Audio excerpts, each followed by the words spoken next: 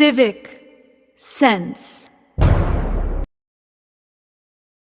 Zero civic sense हमारे देश में फ़िलहाल सबसे ज़्यादा चर्चा इसी बात पर की जा रही है। तो इस वीडियो में मैं आपको बताऊंगा कि कैसे हम अपने देश के साथ साथ अपने अध्यात्म को भी नुकसान पहुंचा रहे हैं। हर जगह को गंदा करना हमने हमारी आदत बना लिया है। सड़कों को, पब्लिक प्लेसेस को, टूरिस्ट स्पॉट्स को, मंदिरों को, सभी जगह को पूरी तरीके से ख़राब कर दिया है।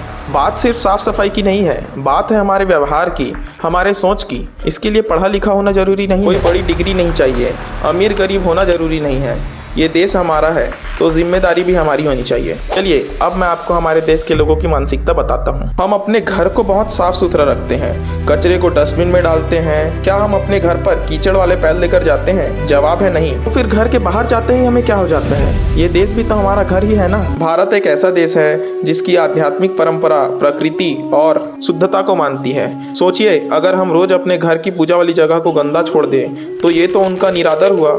प्रकृति को गंदा करना अपने ही देवों का निरादर करना है। अब ये वीडियो देखिए।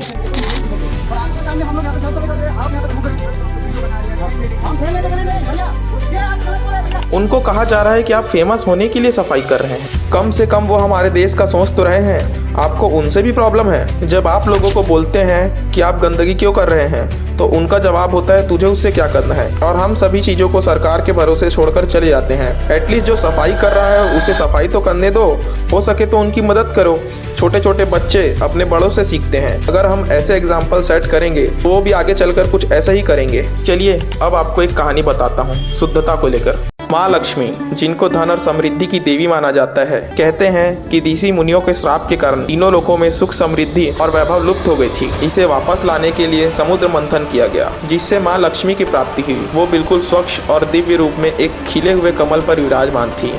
उन्होंने रहने के लिए वही स्थान चुना जो पवित्र और विशुद्ध था। उनके आते ही सभी जगह सुख और समृद्धि फैल गई। हम नदियों को देवी कहते हैं और सबसे ज़्यादा गंदा उसी को करते हैं। नदियों को तो हमने दूसरा डस्टबिन बना लिया है। हर तरह का कचरा और गंदा पानी भी उसी में फेंका जा रहा है। पहाड़ों को हम अपना भगवान मानते हैं, उन्हें देवों की तरह पूजा जाता है।